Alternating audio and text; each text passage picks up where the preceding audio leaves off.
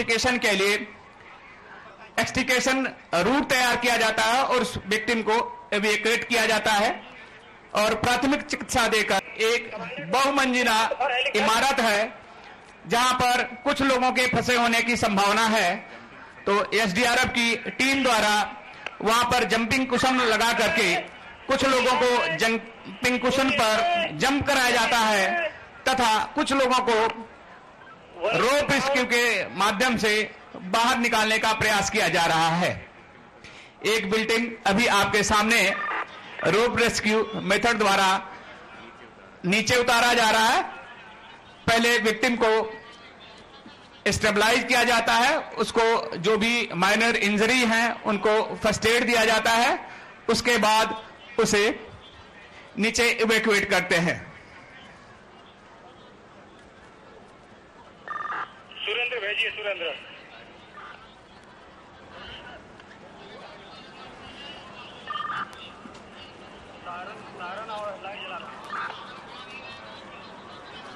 महोदय, जैसे ही विक्टिम बाहर निकाल लिया जाता है उसको फर्दर ट्रीटमेंट के लिए हॉस्पिटल भेजा जाता है।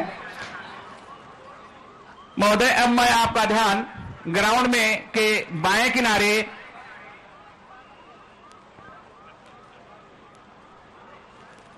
दस बजे की लाइन पर ले जाना चाहूंगा।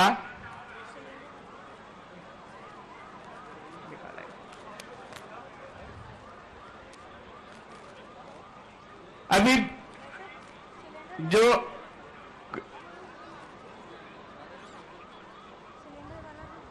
कोलैप्स स्ट्रक्चर था उसमें सिविल डिफेंस के द्वारा अप्रोच तैयार कर लिया गया है और पाया गया है कि वहां पर एक घरेलू गैस सिलेंडर में आग लग गई है और उस आग पर काबू पाने के लिए एसडीआरएफ के कार्मिक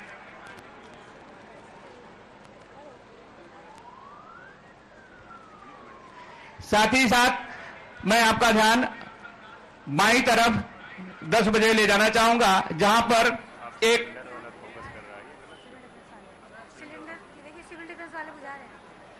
अभी आपके सामने एक घरेलू एलपीजी सिलेंडर में लगे हुए आग पर सिविल डिफेंस द्वारा काबू पाया जा रहा है।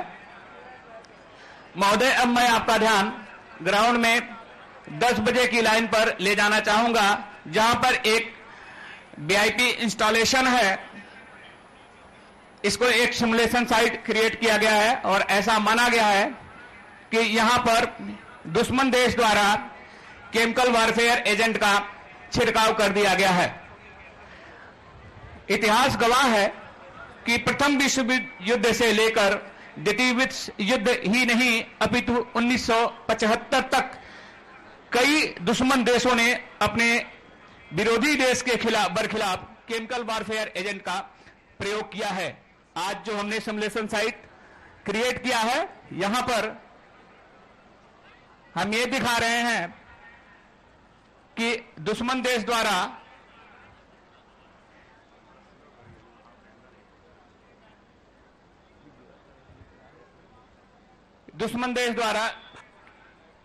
केमिकल वारफेयर एजेंट का छिड़काव कर दिया गया है। ये केमिकल वारफेयर एजेंट कई प्रकार के हो सकते हैं, जैसे blister agent, blood agent, nerve agent, incapacitant तथा डिफोलिएंट्स। अभी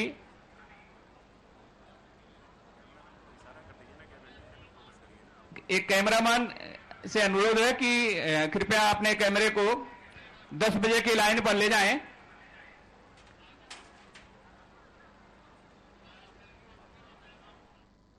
यहां पर एनडीआरएफ की टीम घटनास्थल पर पहुंच चुकी है और घटनास्थल पर पहुंचने के बाद टीम डिटेक्शन, इवैक्यूएशन तथा डिकंटामिनेशन की कार्रवाई करती है। सबसे पहले टीम डिटेक्शन की कार्रवाई करती है।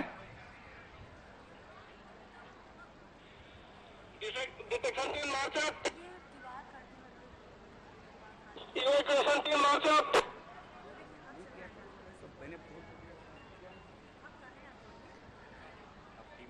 अभी आप देख रहे हैं कि एनडीआरएफ टीम द्वारा केमिकल वारफेयर एजेंट का डिटेक्शन किया जा रहा है और जैसे ही डिटेक्ट हो जाता है कि यहाँ पे किस प्रकार के केमिकल वारफेयर एजेंट का छिड़काव हुआ है, पब्लिक डोमेन में उस प्रकार से उससे बचने के लिए सुरक्षात्मक दिशा निर्देश जारी किए जाते हैं। जैसा कि आपने अभी सुना कि डिटेक्शन टीम द्वारा पता किया गया और पता चलता है कि यहां पर नर्व एजेंट का छिड़काव किया गया है। महोदय, नर्व एजेंट एक ऐसे एजेंट होते हैं, इनमें ऐसे केमिकल्स होते हैं जो सरीन, सोमान तथा टाबुन होते हैं, जो कि जहां पर भी छिड़काव कर दिए जाते हैं उस पर्टिकुलर एरिया में जो भी लिविंग एनिमल्स हैं उनकी कार्य क्षमता को वो डिक्रीज कर देते हैं, कम कर देते हैं। इसके जो लक्षण एवं पहचान है,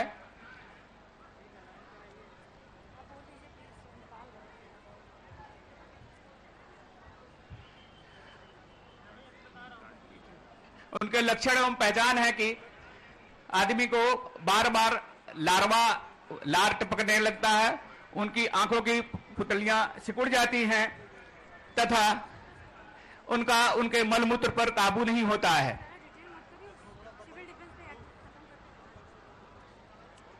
जैसे ही डिटेक्शन हो जाता है, टीम द्वारा इवैक्यूएशन की कार्रवाई की जाती है। जैसे ही विक्टिम इवैक्यूएट कर लिए जाते हैं, जो क्रिटिकल इंजर्ड विक्टिम होते हैं उनको पहले से एयर मार्क्ड सीबीआरएन हॉस्पिटल में ट्रांसपोर्ट कर दिया जाता है और जो माइनर इंजर्ड विक्टिम होते हैं उनको पहले डिकंटामिनेट किया जाता है, जिससे कि कंटामिनेशन पब्लिक डोमेन में न फैलने पाए।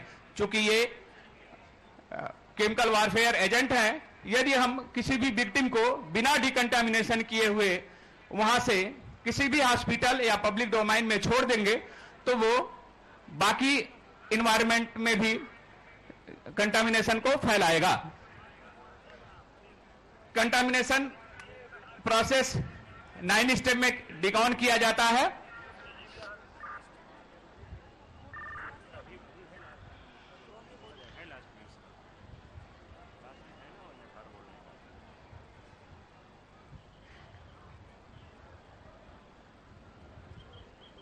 डिकंटामिनेशन प्रोसेस में जो भी स्पॉटलाइट कृपया अपना फोकस दाहिने करें, जहां पर जो भी विक्टिम है उनको बारी बारी से डिकॉन किया जा रहा है। जो एम्बुलेटरी पेशेंट हैं इनको डिकॉन किया जाता है वहीं पर, और जो नॉन एम्बुलेटरी पेशेंट होते हैं अर्थात जो लोग चल फिर नहीं सकते हैं उनको कैजुअलिटी बैग में डाल करके और स्पेशलाइज्ड जो हॉस्पिटल है, पहले से जो ईयर मार्क हॉस्पिटल है, वहां पर इनको स्थानांतरित किया जाता है, जिससे कि वहां पर उनका समुचित इलाज किया जा सके। इसी कार्रवाई को आपके सामने प्रदर्शित किया जा रहा है। जैसे ही डिकॉन हो जाता है, महोदय, मैं अब आपका ध्यान सामने 12 बजे की लाइन में मेडिकल पोस्ट पर ले जाना चाहूंगा, जहां पर जो भी एम्बुलेटरी पेशेंट हैं या जो कम चोटिल विक्टिम है उनका सिविल डिफेंस चिकित्सा जो स्वास्थ्य डिपार्टमेंट है उनके द्वारा एनडीआरएफ तथा एसडीआरएफ के जो डॉक्टर्स का पैनल है उनके द्वारा उनका इलाज किया जाता है, तथा जो गंभीर रूप से घायल रोगी हैं उनको फर्दर ट्रीटमेंट के लिए आगे रेफर कर दिया जाता है। यहां पर यह मॉक एक्सरसाइज संपन्न होती है। अब मैं अंत में श्रीमती अर्चना सतीश को आमंत्रित करना चाहता हूं कि आप आएं और मंच को संबोधित करें। धन्यवाद। नागरिक सुरक्षा से संबंधित ये मॉक ड्रिल हम सब ने देखी और अब मैं माननीय मुख्य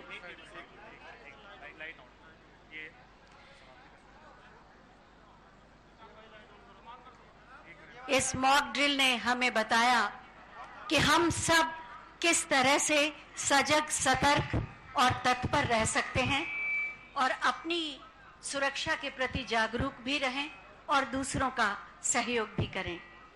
और अब मैं माननीय मुख्यमंत्री महोदय से बहुत ही आदर के साथ अनुरोध करूंगी कि आज के इस महत्वपूर्ण अवसर पर अपने मार्गदर्शन से हम सबको कृतार्थ करें। आप सबकी जोरदार तालियों के प्रणाम के साथ। भारत माता की, भारत माता की, भारत माता की। आज के इस मॉक ड्रिल के इस कार्यक्रम में civil defence, NDRF, SDRF, Uttar Pradesh police, विभिन्न सामाजिक संगठनों के सहयोग से जो एक अभी मॉक ड्रिल का यहां पर प्रदर्शन हुआ है, इस कार्यक्रम में उपस्थित उत्तर प्रदेश सरकार में मंत्रिमंडल के मेरे वरिष्ठ सहयोगी, लखनऊ के प्रभारी मंत्री श्री सुरेश कुमार खन्ना जी, प्रदेश के जल शक्ति मंत्री श्री स्वतंत्र देव सिंह जी, माननीय सांसद श्री ब्रजलाल जी, माननीय विधायकगण श्री योगेश शुक्ला जी, अमरीश कुमार जी, ओपी श्रीवास्तव जी, अवनीश कुमार सिंह जी, प्रदेश के पुलिस महानिदेशक श्री प्रशांत कुमार जी, प्रमुख सचिव गृह श्री संजय प्रसाद जी, पुलिस महानिदेशक नागरिक सुरक्षा श्री अभय कुमार प्रसाद जी, आज के इस कार्यक्रम में उपस्थित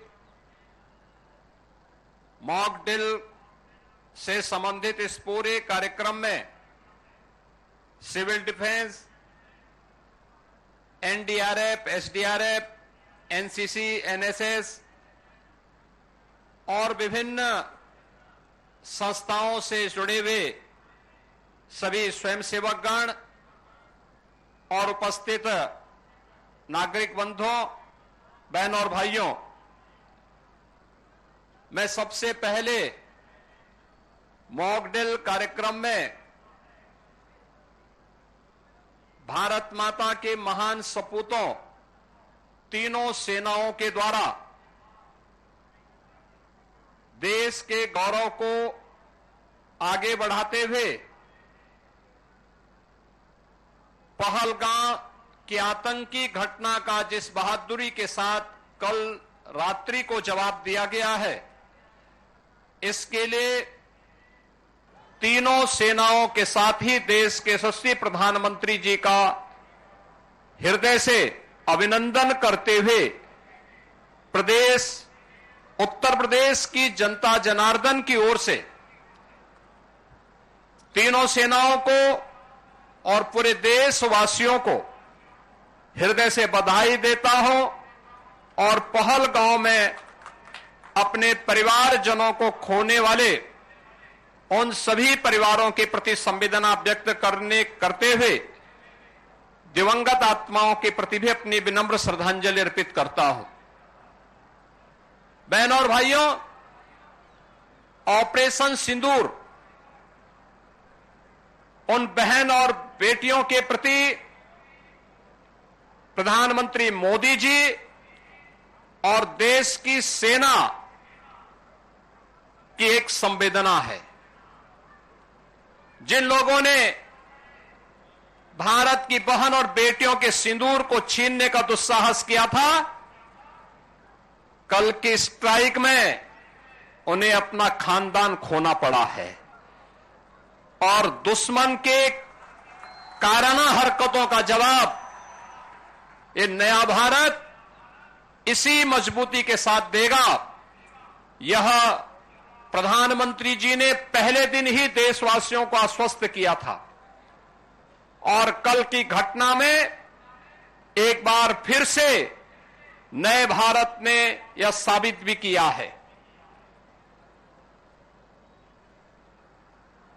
आपात स्थितियों में नागरिक कर्तव्य क्या होने चाहिए, उन कर्तव्यों के प्रति आगाह करने के लिए पूरे देश के अंदर और उत्तर प्रदेश के अंदर भी मॉक ड्रिल का कार्यक्रम आज दिन भर चला है। और इसीलिए हम सभी लोग आज इस मॉक ड्रिल का हिस्सा बनने के लिए एक नागरिक के रूप में आपके बीच में यहां पर उपस्थित हुए हैं। हमें भी अपने कर्तव्यों को समझना होगा। आज जब पूरा देश एकजुट होकर के भारत की बहादुर सेनाओं के पराक्रम का लोहा दुनिया मान रही है, तो हमें भी देश की सेनाओं के साथ सेना, अर्धसेना, पुलिस बल और उन सभी संस्थाओं के मनोबल को बढ़ाने के लिए पूरे मजबूती के साथ उनके साथ खड़ा होना होगा। ये मॉक ड्रिल का कार्यक्रम उसी का हिस्सा है। आपातकालीन कोई स्थिति ऐसी पैदा होती है, उन स्थितियों में हमारा दायित्व बनता है कि दुश्मन को कहीं भी कोई ऐसा अवसर न मिले, किसी विरोधी को कोई ऐसा अवसर न मिले जिससे जन धन की कहीं हानि हो। उससे बचाव करने के लिए क्या उपाय हो सकते हैं। आपने देखा होगा कि किस तरीके से, क्रमबद्ध तरीके से सिविल डिफेंस ने, एनडीआरएफ ने आपके सामने उसका एक प्रदर्शन किया है। और यह केवल एनडीआरएफ या सिविल डिफेंस के लिए ही नहीं, केवल एनसीसी, एनएसएस, स्काउट गाइड या एसडीआरएफ या होमगार्ड या आपदा मित्रों के लिए ही नहीं, आम नागरिकों को भी इनके साथ जुड़ना पड़ेगा, देखना पड़ेगा, अपने कर्तव्यों के प्रति आगाह होना पड़ेगा। और यही वर्तमान समय में पूरे देश के प्रति प्रत्येक नागरिक का दायित्व बनता है कि देश पहला, हम देश के आन मान और शान के साथ किसी को भी खिलवाड़ नहीं करने देंगे। भारत माता के खिलाफ जिन लोगों ने साजिश रची है, इसमें सेना की कार्रवाई का पूरा समर्थन करते हुए प्राण प्रण से उनके साथ एकजुट होकर के उनके मनोबल को आगे बढ़ाने के लिए हम भी कार्य करेंगे।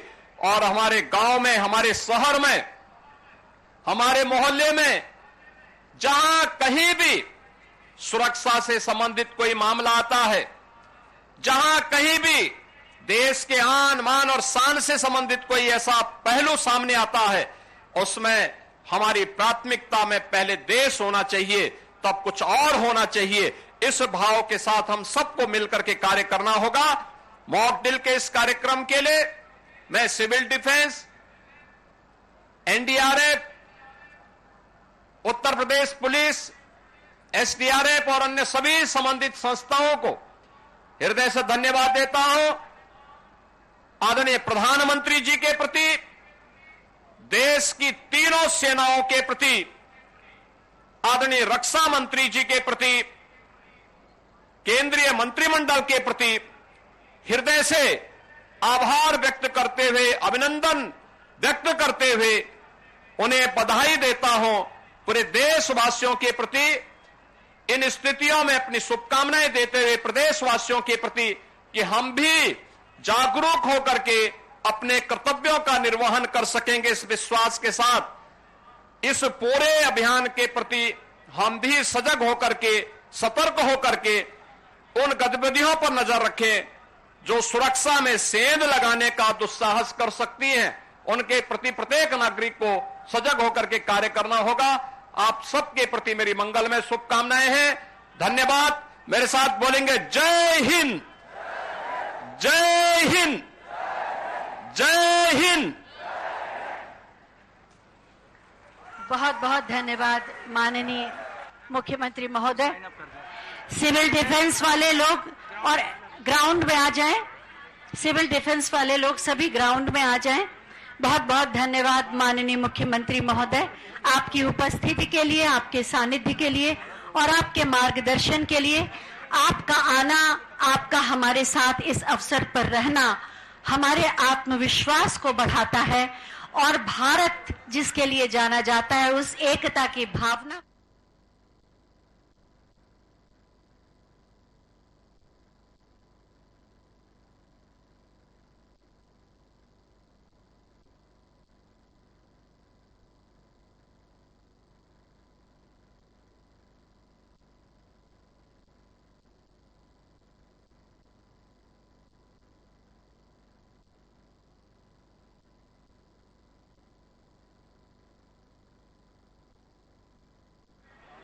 अपना आशीर्वाद दे रहे हैं।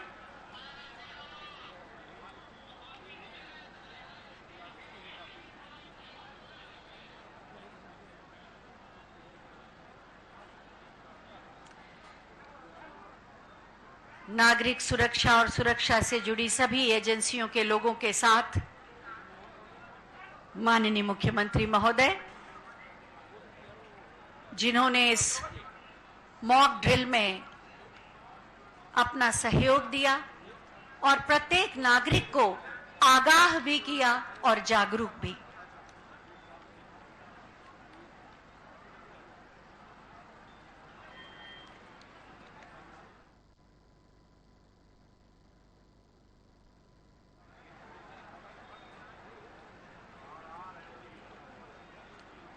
हमारे सिविल डिफेंस और एनडीआरएफ के लोगों के साथ बातचीत करते हुए माननीय मुख्यमंत्री महोदय,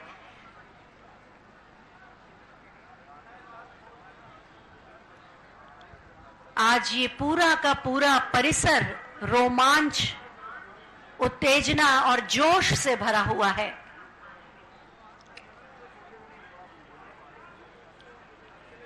एक बार पुनः हम सब माननीय मुख्यमंत्री महोदय को विदा देंगे अपनी जोरदार तालियों के प्रणाम के साथ। जोरदार तालियों के साथ माननीय मुख्यमंत्री महोदय को विदा दें। मेरे साथ बोले, भारत माता की, भारत माता की, भारत माता की, वंदे वंदे वंदे, जय हिंद।